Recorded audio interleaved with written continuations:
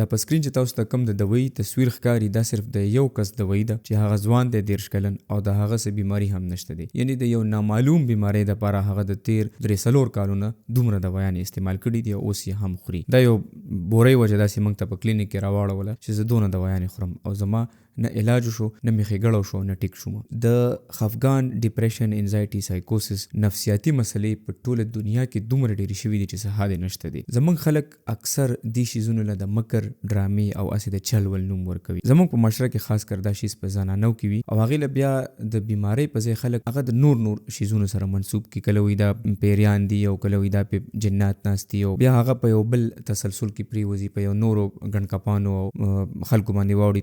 تاسو د مخې دي هر څه تاسو یې ګورئ، چونکې موږ داسې قسمه بیماران په هسپتالونو کې ریسیو کوو. نن د سره دا واضح کوم چې دا انټي سایکوټکس کوم ډرګز دي، دا سایکیټري لکه سایکوسس څنګه بیماری ده او دا ډیپریشن، انزایټي، په دې شیزونو کې واضح څه فرق دی. او کله نه کله دا چې یو ځای وي نو بیا څه جوړېدی شي، ځکه چې اکثر داسې بیماران خودکشي هم کولی شي. څومره هم چې په دنیا کې سوسایډل اټمپټس کېږي یعنی خودکشي، په هغې کې د هغې په شا د داسې قسمه بیمارو ډېر غټ لاس وي. مخکې ورځو کې هم په مردان کې یو زنانه یو نیر ته ټوپ کړی د خودکشي په خیال. نو ډیپریشن، انزایټي او سایکوسس په دې شیزونو کې څه فرق دی؟ یاد ساتئ چې دا کوم اولنی ډیپریشن دی څه دپاره چې موږ انټي ډیپریسنټس خورو یعنی د سوچ فکر دوایانې خورو، نو دا یو موډ ډس آرډر دی، یعنی په دې کې د انسان موډ خراب وي او دا هغه خراب موډ په شا باندې څه وجه هم وي چې هغه ته معلومه وي، یا د څه خبرې نه ناامیدي وي، یا کاروبار کې نقصان وي، یا سبق امتحان کې نقصان وي، یا داسې بل څه د پیسو فاینانشل لاس وي، یا په رشتو کې څه خفګان او نقصان وي چې د هغې د وجې د انسان موډ خراب وي، هغه له خوب نه ورځي،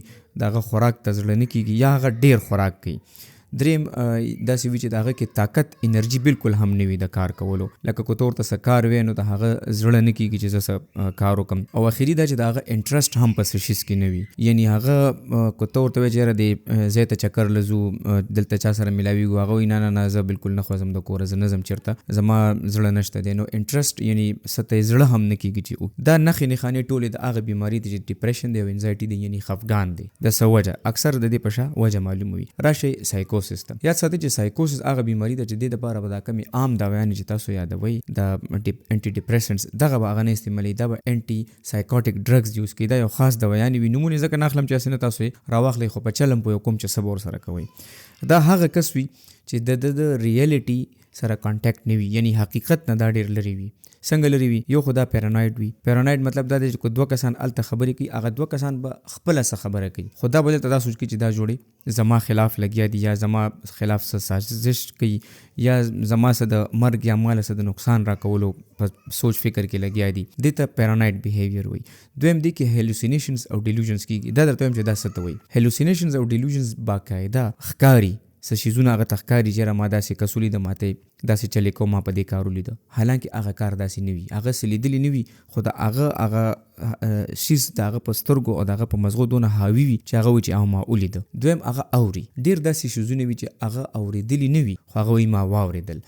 نو باقاعده هغه ته دې ته په کتابونو کې اکثر لیکي چې رننګ کامنټري هغه ته کېږي. لکه که فرض که ته څه تپوس وکړي نو هغه به تا ته د ځان نه یو داسې خبره چې د هغې حقیقت سره څه تعلق نه وي به درته وکړي، وایي به دا ما داسې اورېدلې ده. نو د کله چې انسان دې سټیج ته راشي دې ته سایکوسس وایي. کله نه کله دا شیزونه یو بل سره اورلیپ کېږي، لکه سیویر ډیپریشن چې یو انسان د ډېر وخت لپاره خفګان کې پاتې شي نو اټومیټیکلي هغه د سایکوسس ته راوړي، د هغه بیا د حقیقت نه ډېر لرې وځي. نو دغه هغه صورت وي چې بیا دا ایمرجنسي شي. په دې کې اکثر انسان ځان ته نقصان ورکړي یا بل چا ته نقصان ورکړي، ځکه چې هغه په چا باندې داسې یو دعوه وکړي چې هغه اډوي نه. ښه دا شیز بیا زموږ په کورونو کې یا زموږ په معاشره کې افیکټ کېږي داسې چې عموما فرض کړه په سړو کې وي نو هغه اکثر په خپل وایف یعنی کور والا باندې یا خپل بچو باندې د داسې څه خبرې شک شروع کړي چې هغه په هغوی کې وینه ډېر یا خو غټ الزام وي یا داسې څه خبرې وي چې د هغې نه پس بیا ژوند ګران شي. نو د دې شیزونو چې بجای د دې نه چې دغه سټیج ته ورسي د دې نه مخکې علاج پکار دی. علاج د دې څوک کوي؟ زموږ سایکیټریسټس وي هغه کوي، او په دې کې بیا سایکالوجسټ کوم کلینیکل سایکالوجسټ وي هغه پکې هم انوالو وي. په دې کې سپیچ تھراپیز کېږي، سیشنز کېږي، کوګنیټیو بیهیویرل دې ته CBTs وي دا پکې کېږي. د دې د دوايانو سره بیهیویرل مینجمنټ هم پکې ضروری دی، ځکه چې صرف په دوايانو باندې کار نه کېږي، دا دواړه شیزونه پکې کول ضروری وي.